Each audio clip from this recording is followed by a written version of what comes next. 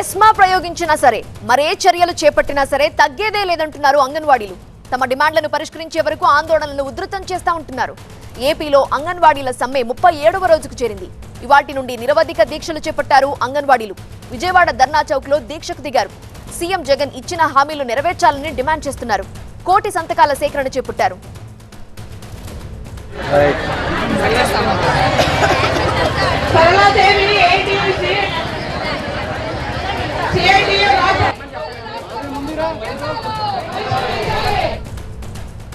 అంగన్వాడీలు ఏమంటున్నారు పూర్తి వివరాలు అందించడానికి మా ప్రతినిధి శివకుమార్ లైవ్ లో జాయిన్ అవుతున్నారు. శివకుమార్, పట్టుదలగా కనిపిస్తున్నారు అంగన్వాడీలు. 37వ రోజు చేరింది సమ్మె. సో ప్రభుత్వం నుండి గానీ అధికారుల నుండి గానీ ఏమైనా స్పందన కనిపిస్తోందా?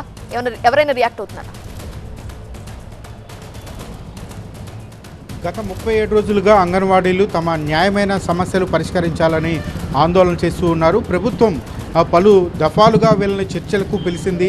అయితే చర్చలు జరిపినప్పటికీ కూడా ఆ చర్చలు విఫలం కావడంతో వారు రాష్ట్ర వ్యాప్తంగా అంగన్వాడీలు అయితే ఆందోళన చేస్తూ ఉన్నారు. రోజు రోజుకి కూడా వాళ్ళ యొక్క ఆందోళనను ఉధృతం చేస్తున్నటువంటి పరిస్థితి.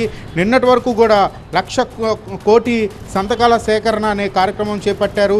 సంతకాలు సేకరిస్తూ ఉన్నారు. ఈ రోజు నుంచి రాష్ట్ర వ్యాప్తంగా అంగన్వాడీలు అందరూ కూడా నిరవధిక దీక్షకు కూడా చేపట్టినటువంటి పరిస్థితి. ఈ దీక్షకు విద్యార్థి సంఘాలు, ప్రతిపక్షాలు, కమ్యూనిస్ట్ పార్టీలు వీళ్ళందరూ కూడా మద్దతు తెలుపుతున్నటువంటి పరిస్థితి.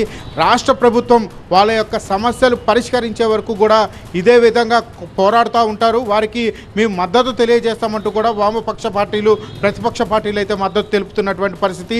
ఈ రోజు నుంచి మా యొక్క ఉద్యమ కార్యాచరణ అయితే మరింత పెంచి రాష్ట్ర ప్రభుత్వం నుంచి కూడా మా యొక్క డిమాండ్లు సాధించుకుంటామని చెప్పని అంగన్వాడీలు చెప్తున్నటువంటి పరిస్థితి. విద్యార్థి సంఘాల నేతలు కూడా ఉన్నారు. వాళ్ళ యొక్క కార్యాచరణ ఎలా ఉంది అనేది వీరితో మాట్లాడే ప్రయత్నం చేద్దాం. అసలు ఎలా ఉండబోతుంది భవిష్యత్తు కార్యాచరణ? ఇప్పుడు 37 రోజుల నుంచి సమ్మె జరుగుతుంది. వేతనాలు, గ్రాట్యుటీ అమలు చేయాలని అంగన్వాడీలు డిమాండ్ చేస్తున్నాయి. ఇప్పటికి 6 దఫాలుగా చర్చలు జరిగాయి. 5 దఫాలుగా ప్రభుత్వం ఏం చెప్పారంటే, మంత్రుల బృందం ఆర్థిక పరిస్థితి రాష్ట్ర ప్రభుత్వానికి బాగాలేదు, అందువల్ల మీ వేతనాలు పెంచడం సాధ్యం కాదన్నారు.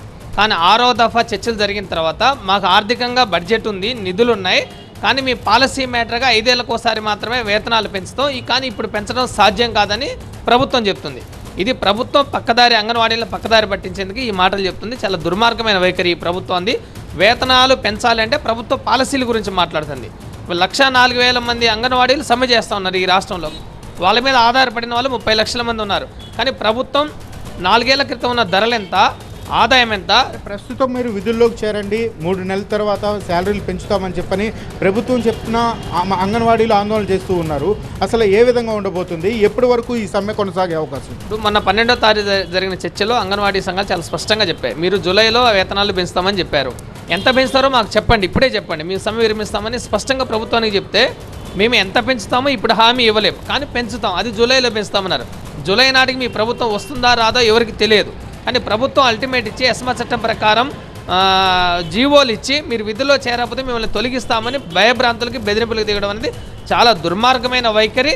ఈరోజు 4 ఏళ్ల క్రితం ఉన్న మంత్రుల అలవెన్స్లు ఎంత, జీతభత్యాలు ఎంత, ఈరోజు పెరిగిన ధరల ప్రకారం అంగన్వాడీల వేతనాలు ఎంత, ఇవన్నీ బేరీజ్ చేసుకోకుండా ప్రభుత్వం వేతనాలు పెంపు కాకుండా మిగతా మేము పరిష్కరిస్తామంటున్నారు.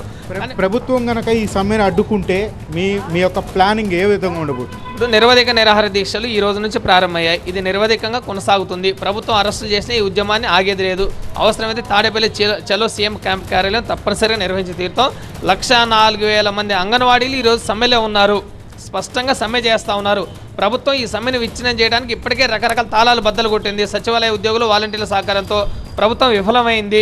తర్వాత మేము వేరే వాళ్ళతో ఉద్యోగాలు నిర్వహించుకుంటాము, మేము కొత్త వాళ్ళని నియమించుకుంటాం, మిమ్మల్ని అందరినీ తొలగిస్తామని సజ్జల రామకృష్ణారెడ్డి గారు మొన్న 12వ తారీఖు చెప్పారు. అది కూడా విఫలం అవుతుంది. ఖచ్చితంగా అంతిమ విజయం అంగన్వాడీలదే. ప్రభుత్వం స్పష్టమైన వైఖరితోటి వేతనాలు పెంచుతామనే హామీ ఇచ్చేంత వరకు ఈ సమ్మె పోరాటం కొనసాగుతుంది. ఈ అంగన్వాడీలు అంతిమంగా విజయం సాధించే వరకు ఈ పోరాటం అనేది ఇలాగే కొనసాగుతుంది. ప్రభుత్వం ఎన్ని ఆంక్షలు పెట్టినా, ఎన్ని ఇబ్బందులు పెట్టినా మా పోరాటం అనేది సాధించి తీరుతామని చెప్పని అంగన్వాడీలు చెప్తూ ఉన్నారు.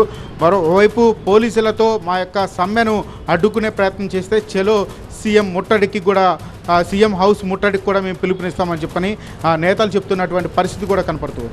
Power to studio.